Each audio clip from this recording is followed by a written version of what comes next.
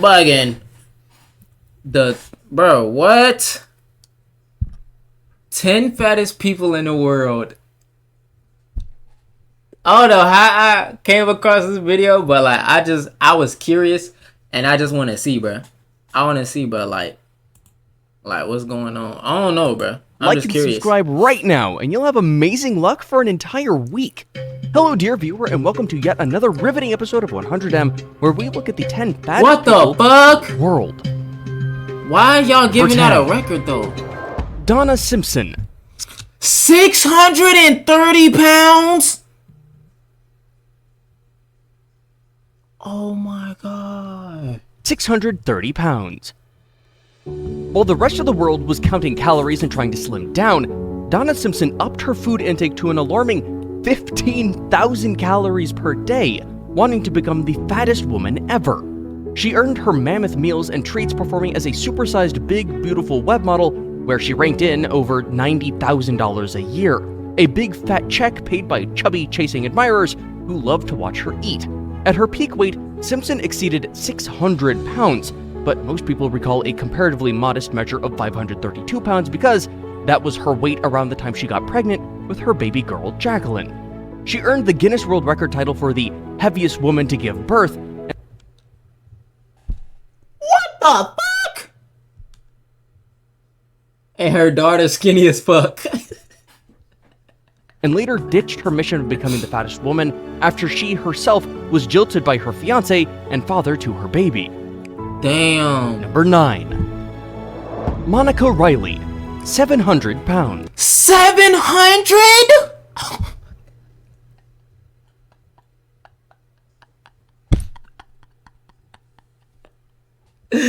No! Bruh. Oh my god. Morbidly obese funnel-feeding model Monica Riley wanted to become the world's fattest woman as well. Like Donna Simpson, she was ready to spend her days gorging on piles of food to achieve the big goal. At her heaviest, Monica weighed a colossal 700 pounds, but swore not to stop at that. With a gut-busting diet of 10,000 calories a day. Bro, her front, her front built like her back.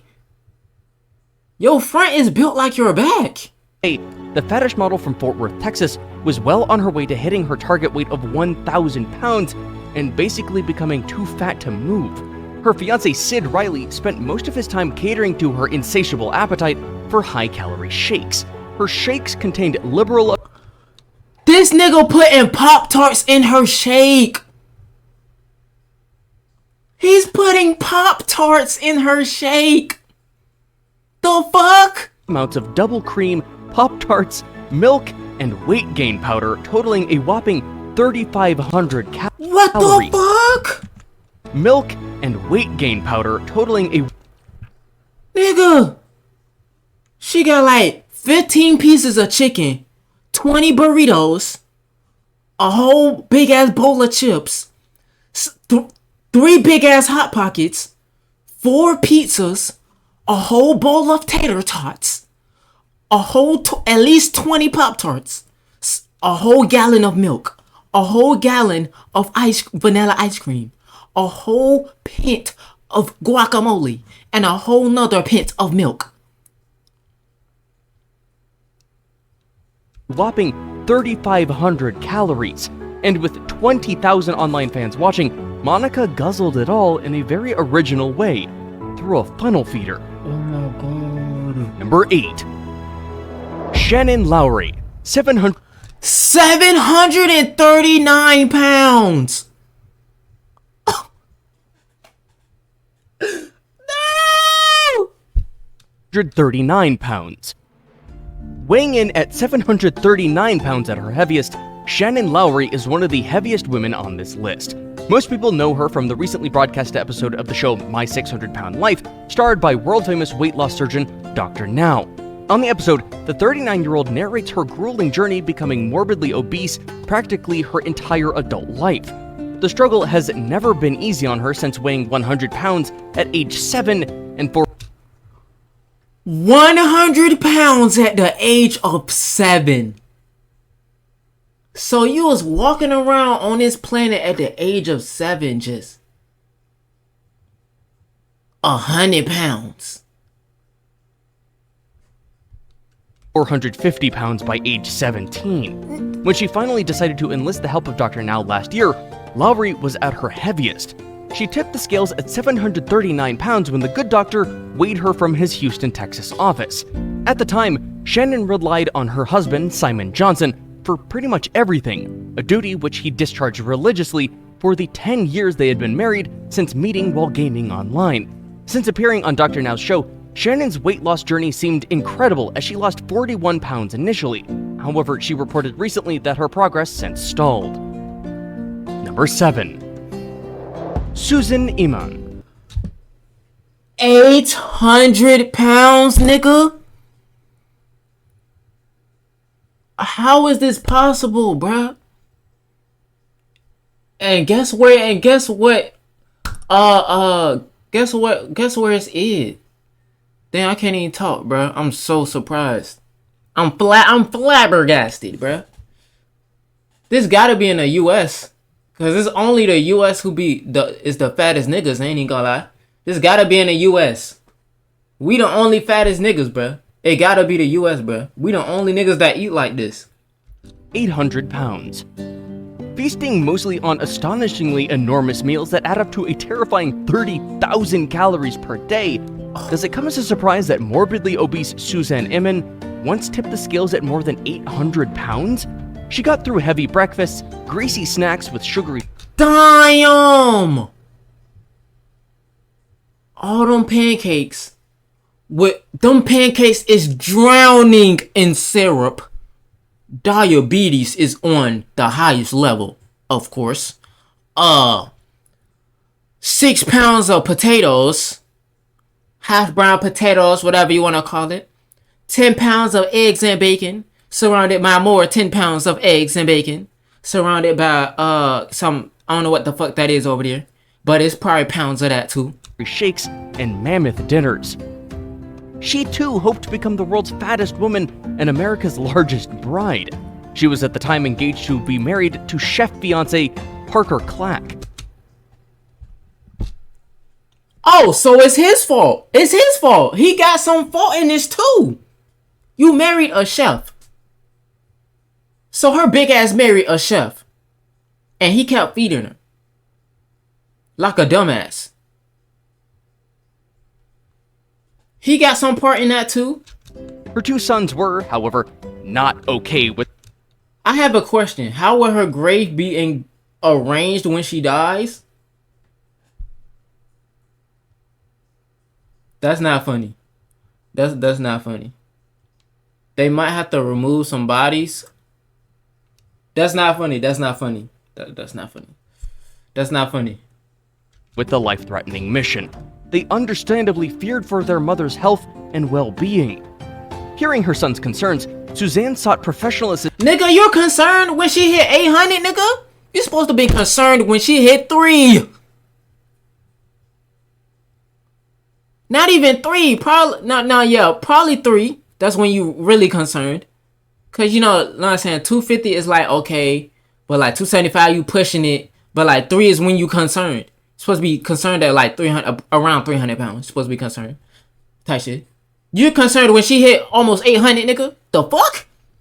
Assistance from a residential weight loss clinic and shed off nearly half of her weight ahead of her 2013 big day, when she slimmed down incredibly from an 800-pound big beautiful woman to a mere 450 pounds. Her fiancé Parker Clack thought she had changed too much and called off the wedding.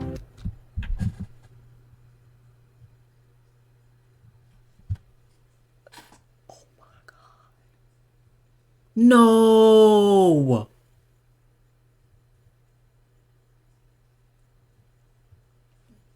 Okay, so it's the husband's fault. It's the boyfriend's fault.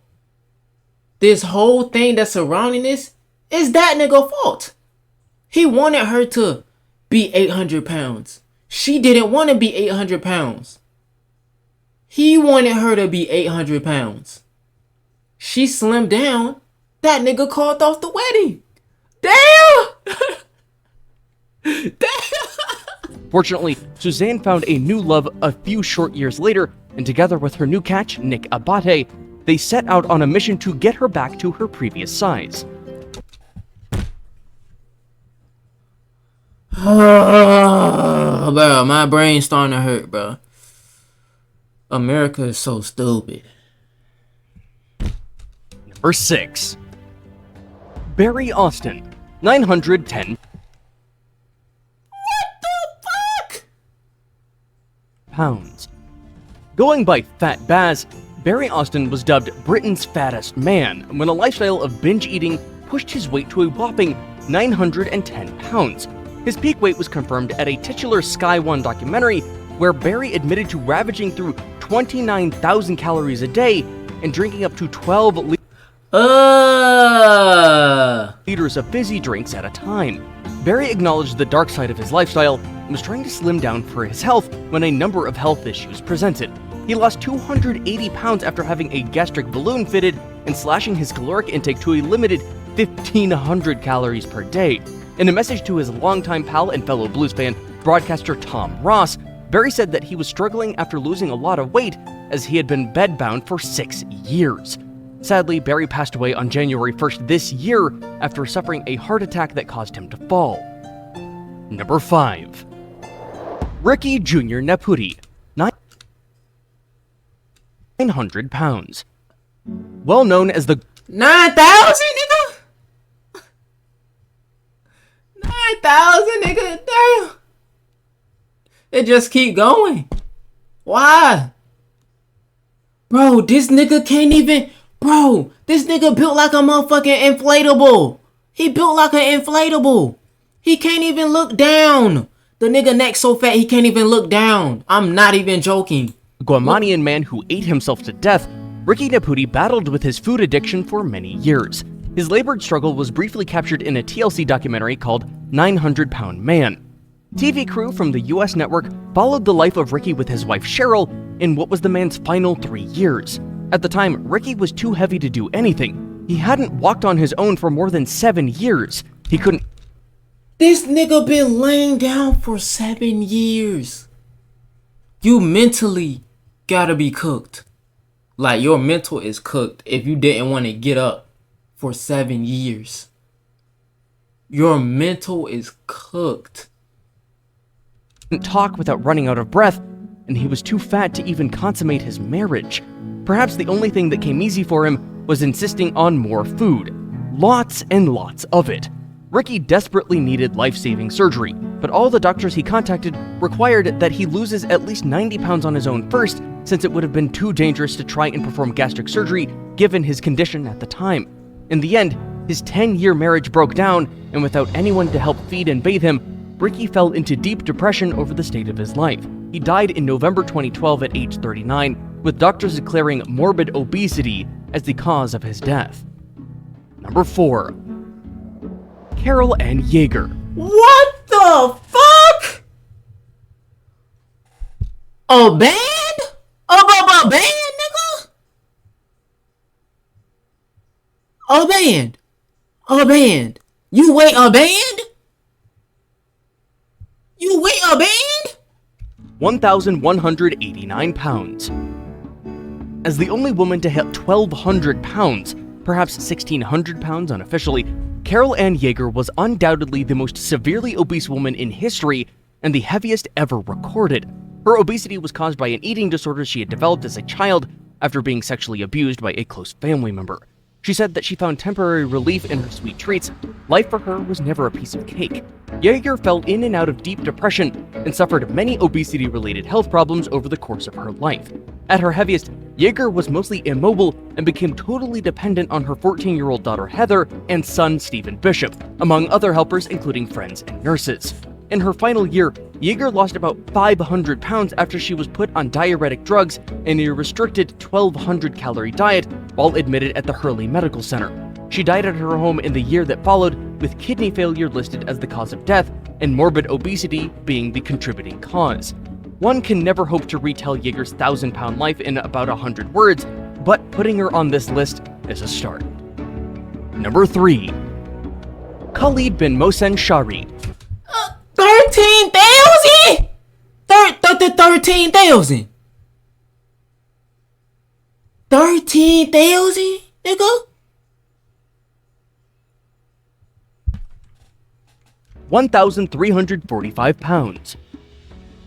Once the heaviest living person and the second heaviest person ever recorded, Saudi Arabian Khalid bin Mohsen Shari weighed 1,345 pounds at his peak weight. Unable to move on his own, Shari was confined to his bed for a little over 3 years, a situation which prompted Saudi King Abdullah to intervene.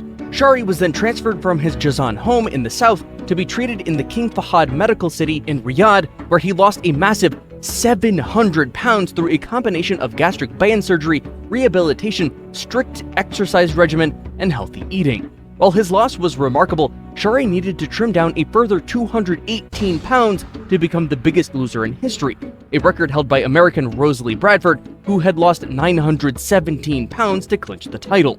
Some sources say, however, that Shari ultimately slimmed down to a friendly weight of 150 pounds after losing a whopping 1,195 pounds, and basically making him the biggest loser in history. Now it's time for today's best pick. A familiar face and perhaps an even more familiar tale that calls to attention the everyday struggles of living with obesity. Number 2. Kenneth Brumley, 1,033 pounds. A Bubba Band? What the fuck? Nigga. When his story featured on Channel 4's Body Shock documentary series Half Ton Dad, Kenneth Brumley weighed a tremendous 1,033 pounds. The father of 4 ballooned to his staggering size on a daily diet of 30,000 calories. He picked up the weight so fast that he was unable to do anything at his peak weight. He was bedbound for 4 years, as his gigantic legs could no longer carry his tremendous weight. Buckled under his own weight, and with no one to care for him, Brumley went a whole 4 years without having a bath.